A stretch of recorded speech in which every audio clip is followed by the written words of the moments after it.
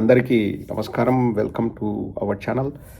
అబద్ధాలని వండి వార్చడం, లేకపోతే ప్రజల్ని నమ్మించాలని చూసుకోవడం, అది టీడీపీ వల్ల డిఎన్ఏలోనే ఉందండి. అంటే ఏదో ఒకటి ఫేక్, ఒక డాక్యుమెంట్ లాగానో, ఒక ఏదో ఏదో అఫీషియల్ డాక్యుమెంట్ లాగా వాళ్ళు ఒకటి క్రియేట్ చేసి వండి వార్చి వాటిని ప్రజలకు చేరవేయాలని, ప్రజల మైండ్లో రుద్దాలని ఎంతగా తాపత్రయపడతారంటే ఈ లెటర్ చక్కటి ఉదాహరణ అండి. 2-3 రోజుల నుంచి తెలుగుదేశం వాళ్ళు, జనసేన వాళ్ళు విపరీతంగా తిప్పుతున్నారు. ఒక్కొక్కటిగా మనం చూస్తే పైన చూడండి, కొన్ని మీరు గమనిస్తే కొన్ని సున్నాలకు డాట్లు ఉంటాయి. ఇప్పుడు ఇక్కడ చూస్తే చూడండి, ఇక్కడ సున్నాకు లైనో డాటో ఉంది, ఇక్కడ లేదు. ఫస్ట్ ఆఫ్ ఆల్ ఇది ఏమని రాశారు? కాన్ఫిడెన్షియల్ అని రాశారు. చూస్తే ఎక్కడ కూడా అది అఫీషియల్ డాక్యుమెంట్ లాగా ఉండదు. కాన్ఫిడెన్షియల్ డాక్యుమెంట్ అంటే వీళ్ళకి ఎలా వచ్చిందో, వీళ్ళు ఎలా సర్క్యులేట్ చేస్తున్నారో తెలియదు. అసలు ఎన్ని లక్షల లీటర్లో కిలోగ్రామ్స్ అంటే 68 లక్షల కిలోగ్రామ్స్ నెయ్యి ఏది కలుషితమైంది 2021 నుంచి 24 మధ్యలో అంటారు. ఇక్కడ గమ్మత్తైన విషయం ఏంటంటే, బోలే బాబా అనేది ఫస్ట్ తిరుమలలోకి ఎంటర్ అయిందే చంద్రబాబు నాయుడు హయాంలో 2018లో. హర్ష ఫ్రెష్ అని వాళ్ళు తర్వాత బోలేబాబాగా పేరు మార్చుకున్నారు. మా ప్రభుత్వం బోలేబాబాను క్యాన్సిల్ చేసింది 2022లో. 2022లో వాళ్ళ ప్రమాణికాలు సరిగా లేవని క్యాన్సిల్ చేసింది వైఎస్ఆర్ కాంగ్రెస్ పార్టీ ప్రభుత్వం. సో ఎలా 68 లక్షల కిలోగ్రామ్స్ నెయ్యి వచ్చిందని నిర్ధారణకు వస్తారు? అదొకటి. దానికంటే కూడా ఎంత అంటే 350 కోట్ల, ఎంత అంటే అది 250 కోట్లు అప్రాక్సిమేట్ ఫ్రాడ్ వాల్యూ అంట. అంటే అప్రాక్సిమేట్ ఫ్రాడ్ వాల్యూ అంటే ఏ విధంగా పోలీసులు వాళ్ళు ఆల్రెడీ నిర్ధారణకు వచ్చారు, అప్రాక్సిమేట్ ఫ్రాడ్ వాల్యూ అని రాస్తారండి. ఇప్పుడు నా ప్రశ్న ఒకటే, నెయ్యి కలుషితమైందని పట్టుబడింది తెలుగుదేశం ప్రభుత్వంలో జూలై 2024లో. అంతకుముందు ఈరోజు ఇది పట్టుబడింది కాబట్టి ఈ శాంపిల్లో నెయ్యి కలుషితమైంది కాబట్టి ఇంకా గతంలో అది కూడా ఇప్పుడు 2018 నుంచి 19 వరకు వాళ్ళంతా మంచి చేసేటట్లే. ఎవరు బోలేబాబా వాళ్ళు అసలు ప్యూర్ గీ తెచ్చారు, 2019 నుంచి 22 వరకు మళ్ళీ కలుషితం తీసుకొచ్చారు అనేది వాళ్ళు నిర్ధారణకు వస్తారా?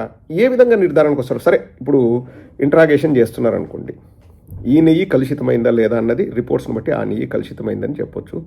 అంతకుముందు నెయ్యి అది కూడా ఏంటి, జగన్మోహన్ రెడ్డి గారు అలా ప్రమాణ స్వీకారం చేస్తేనే నెయ్యి కలుషితమవుతుంది, చంద్రబాబు నాయుడు గారు ప్రమాణ స్వీకారం చేస్తేనే నెయ్యి కలుషితం కదా? ఏ విధంగా నిర్ధారణకు వస్తారు? నాకు ఇక్కడ గమ్మత్తుగా అనిపించేది ఏంటంటే, వాళ్ళు ఒక వాల్యూని, అది కూడా అప్రాక్సిమేట్ ఫ్రాడ్ వాల్యూ అనే పదాన్ని నాకు తెలిసి ఏ అఫీషియల్ డాక్యుమెంట్లో యూజ్ చేయరండి.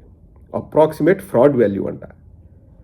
అసలు ఫ్రాడ్ అన్న పదాన్నే it's a wrong use of that word in that context. Approximate fraud value ఏందండి? ఇప్పుడు అడల్ట్రేషన్ అయ్యింది, వాళ్ళు సప్లై చేశారు, అది ఎప్పటి నుంచి అడల్ట్రేషన్ అయింది? How can you backdate it? Or 2021, 22 లేకపోతే 2023, 24 వాళ్ళు అన్నట్లు ఆ 4 ఏళ్లలో శాంపుల్స్ ఉన్నాయా? ఇప్పుడు శాంపుల్స్ లేకోకుండా ఈరోజు తీసుకున్న శాంపుల్లో ఈరోజు నెయ్యి అడల్ట్రేషన్ జరిగింది కాబట్టి గత 5 ఏళ్లలో శాంపిల్లో అడల్ట్రేషన్ జరిగింటుందని ఎలా నిర్ధారణకు వస్తారు? పోనీ వచ్చారనుకోండి, 2018 నుంచి 19 వరకు కూడా నిర్ధారణకు రావాలి కదా. వాళ్ళకు పర్మిషన్ ఇచ్చిందే తెలుగుదేశం ప్రభుత్వం కదా. చంద్రబాబు నాయుడు కూడా ఆ ఫ్రాడ్ వాల్యూలో చంద్రబాబు నాయుడు కూడా బాగా ఉంటుంది కదండి. అలాంటప్పుడు ఉండాలి కదా. జగన్మోహన్ రెడ్డి గారికి భాగస్వామ్యం ఉంది అని వీళ్ళు నిర్ధారిస్తే చంద్రబాబు కూడా భాగస్వామ్యం ఉండాలని నిర్ధారించాలి. ఇంకా సున్నాలు అవన్నీ పక్కన పెడితే అల్టిమేట్ కామెడీ లాస్ట్లో ఉంటుందండి.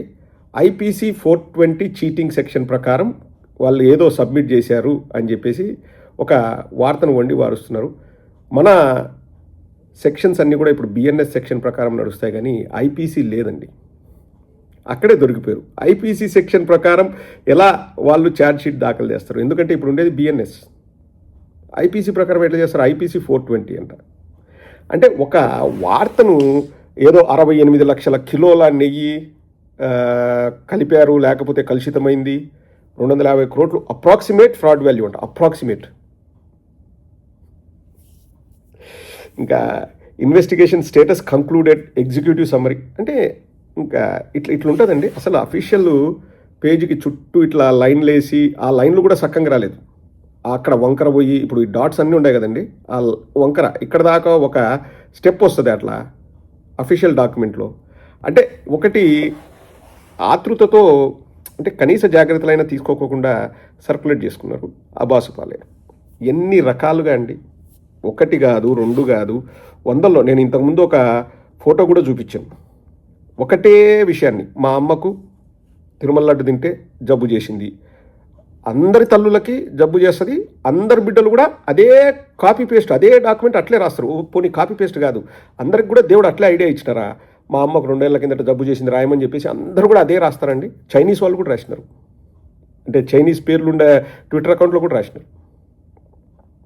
ఒకదాన్ని తీసుకెళ్ళి అంటే ఇప్పుడు ఇది రాజకీయంగా మాకు ఉపయోగపడుతుంది అని చెప్పేసి ఎంత దారుణానికంటే అంత దారుణానికి ఒడిగట్టారండి తెలుగుదేశం జనసేన వాళ్ళు. ఒకటైతే చెప్తున్నానండి, హిందువుగా మనస్ఫూర్తిగా చెప్తున్నాను, రాజకీయాలకు హిందూ మతానికి సంబంధం లేదు. నా హిందూ మతం వేరే మతాల్ని పోల్చమని ఎప్పుడు చెప్పదు, వేరే మతాల్ని తక్కువ చేయమని చెప్పదు.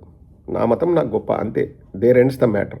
అండ్ మతాలకు జరిగే అభివృద్ధికి ప్రభుత్వాలకి ఎక్కడ సంబంధం లేదండి. రాజ్యాంగంలో ఏమైనా రాసిందే ఈ మతం ఉంటే బాగుంటుంది, ఆ మతం ఉంటే బాగుంటుందని మన రాజ్యాంగంలో లేదు. మన రాజ్యాంగాన్ని మనం గౌరవించాలి అంతే. మతాలకు రాజకీయాలకు సంబంధం లేదు. అండ్ ఇది చెప్పాలో లేదో నాకు తెలియదు కానీ మతాన్ని కులాన్ని రాజకీయాలకు వాడుకునే వాళ్ళు రాసి పెట్టుకోండి, సర్వనాశనం అయిపోతారు. మేము వాడుకుంటే మేము నాశనం అవుతాం, ఎవరు వాడుకుంటే వాళ్ళు సర్వనాశనం అవుతారు. ఇంకా దాంట్లో డౌటే లేదు. మతం అన్నది ఒక విశ్వాసం, మనకు వ్యక్తిగతం. అది దాన్ని రాజకీయాల్లోకి తీసుకొచ్చి ఈడ వెయిటేజ్ ఉంది కదా, సింపుల్ అండి. ఈరోజు పవన్ కళ్యాణ్ గణతంత్ర వేడుకల్లో పాల్గొన్నారు.